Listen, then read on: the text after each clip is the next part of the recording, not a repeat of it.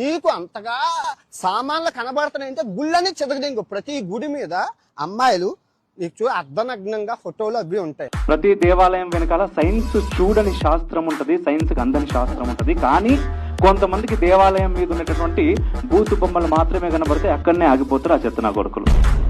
అది దాటి చూడగలిగి, అంటే వాడి జీవితం మొత్తం కూర్చున్నా కూడా అది దాటి చూడలేరు.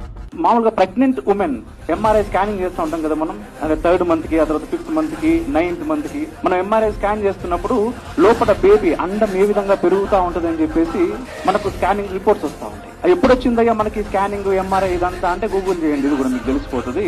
1980s, 1970s, 1950s, కొన్ని 1900 అనుకో.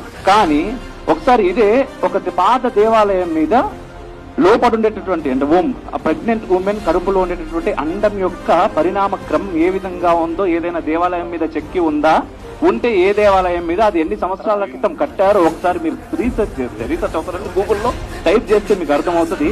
2000 సంవత్సరాల క్రితం భారతీయ దేవాలయాల మీద అది చెక్కుంచారు.